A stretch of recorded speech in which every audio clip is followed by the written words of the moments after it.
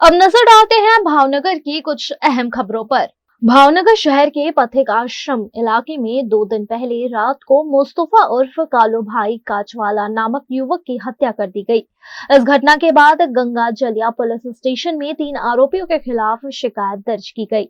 इस मामले में शिकायत दर्ज होने के बाद गंगा जलिया पुलिस ने तीनों आरोपियों को गिरफ्तार कर आगे की कार्यवाही शुरू कर दी है। 3 आरोपीओए छरी तथा तलवाરના સાથળના ભાગે ઘા મારેલા અને આ જે ભોગ બનનાર મુસ્તુફાને સરટી હોસ્પિટલમાં દાખલ કરતા સારવાર દરમિયાન મૃત્યુ થઈ ગયેલું।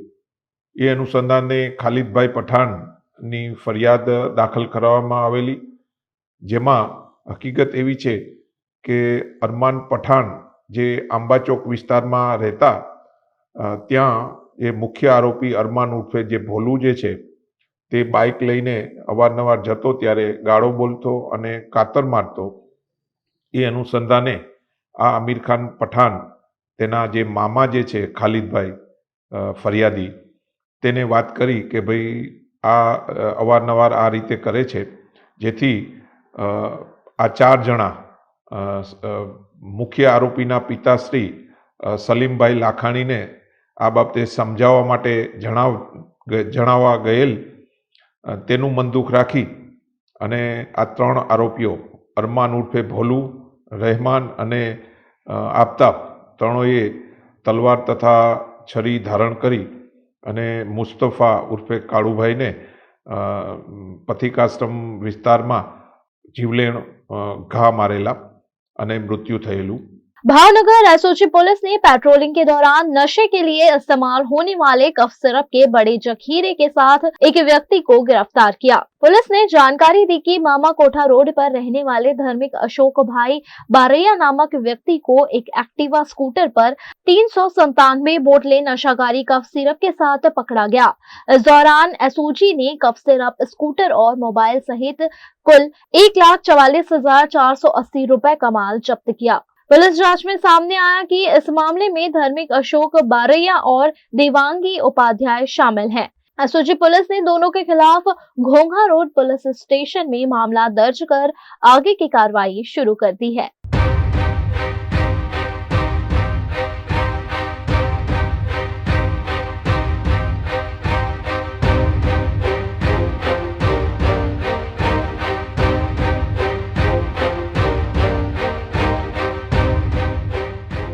भावनगर महानगर पालिका द्वारा मडेशी शुद्धिकरण प्रोजेक्ट के तहत झुग्गियों और अवैध निर्माणों को तोड़ने के लिए नोटिस जारी किए गए हैं। इस फैसले के विरोध में भावनगर शहर झुग्गी पुनर्वास हित रक्षा समिति द्वारा एक साथ 20,000 आवेदन लेकर कलेक्टर कार्यालय में प्रदर्शन किया गया। प्रदर्शनकारियों ने मांग की कि झुग्गी वासियों को पहले रहने की उचित व्यवस्था दी जाए और उसके बाद ही झुग्गियों को तोड़ा जाए। आज रोज अमे भावनगर शहरना दरेक झूंपड़पट्टीने आवरीने अंदाजे 20,000 जेटली लेखित अरजीओ कलेक्टरश्रीने देवा आव्या छीए।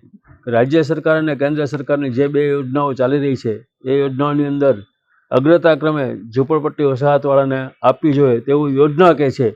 ए योजनानी याद अपावा अने झूंपड़पट्टी हितरक्षा समिति द्वारा दरेक झूंपड़ाधारकोने पोतानुं मकान गैरकायदेसर रीते न पड़े ए माटे थईने अमे आज कलेक्टरश्रीने रजूआत करवा आव्या छीए।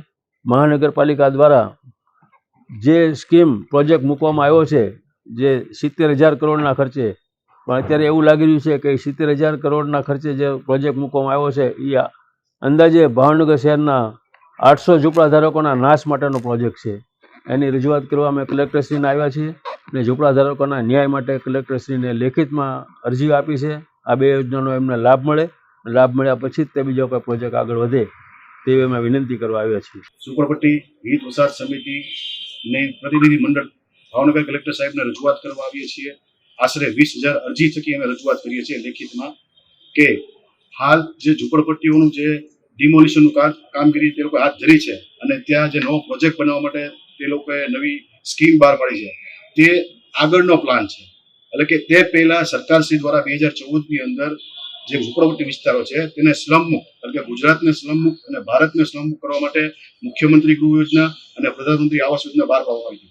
એ પૂર્ણ કર્યા બાદ પછીના જે પ્રોજેક્ટો હોય તે અમલવારી કરવાની હોય છે। પણ અત્યારે ભાવનગરની અંદર એ પ્રોજેક્ટનું અમલીકરણ કર્યા વગર સીધે સીધો બીજા પ્રોજેક્ટને અમલ કરવામાં આવે છે.